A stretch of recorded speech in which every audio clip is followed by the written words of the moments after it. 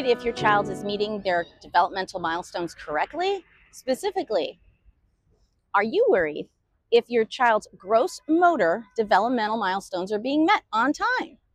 That means things like crawling and rolling over. Well, here we go. I'm going to be talking about gross motor developmental milestones through the age of 1 and when to worry or not. The first one I'm going to be talking about is more of a social developmental milestone, and that is tracking. By the age of 1 month old, they should be able to track you to midline. What does that mean? That means, let's say you're starting on this side of the room, and you could be talking to them and smiling, and you slowly walk to midline. What happens is this is you, and your child is following you, and then all of a sudden you continue and they lose focus because they're focusing right up until midline. Following completely all the way through usually happens around 2 months old or a little bit after that. So if it's more social, why am I including it? Because you have to be able to turn your neck all the way from one side to the midline, and then later eventually all the way through.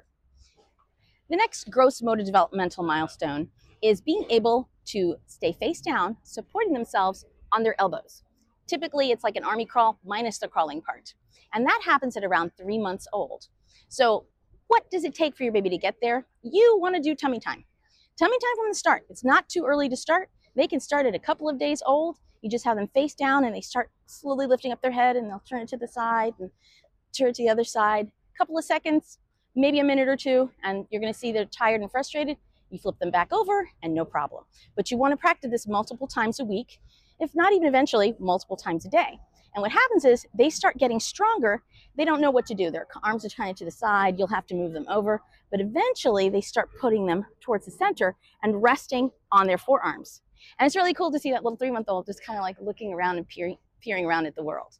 The other thing that typically happens is their neck strength starts kicking in around 2 months old, but definitely by 4 months old.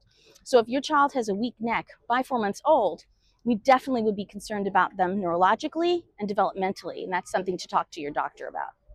Also at 4 months old is when they start rolling over. Typically they'll roll from their front to their back.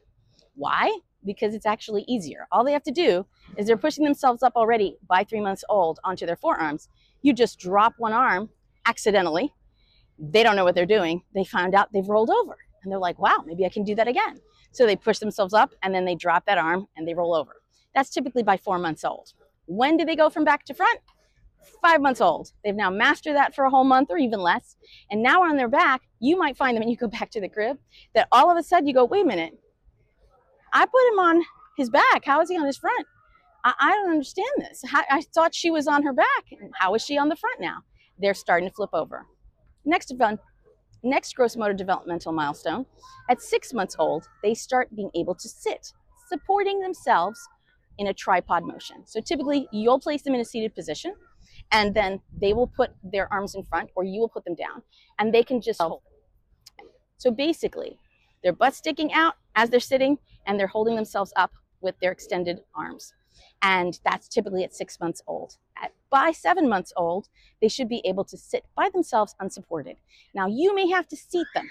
Around 8 months old is when they are able to start sitting up on their own.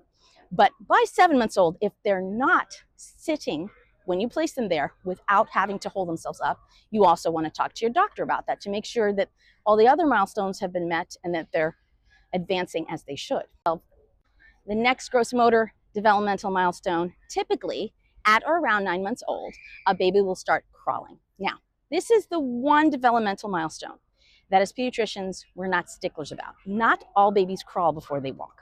Most do, but it doesn't mean that there's a delay. Now, if there's other developmental delays, we definitely will worry. But that one alone does not mean that there's cause for us to be worried if it's only isolated to that developmental milestone. Next, what happens? Somewhere between 10 and 12 months old, they start cruising. What do I mean by cruising? They start pulling themselves up on the furniture or in the playpen or whatever you have, and they start moving over and cruising around by holding both hands to whatever railing or edge that is. That's them getting used to and getting ready for independent movement and walking. Typically, between 12 and 15 months old, babies start to walk.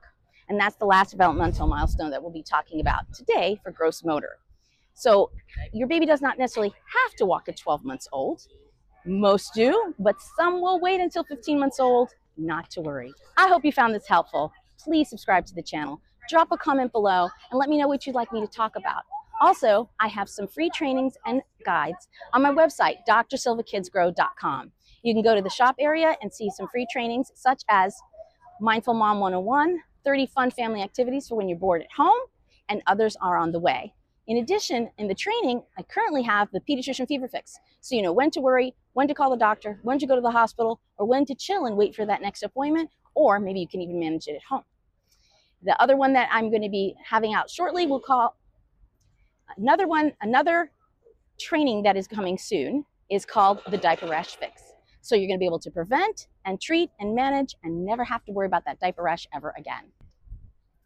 And until the next time, please be kind to yourself and bye-bye.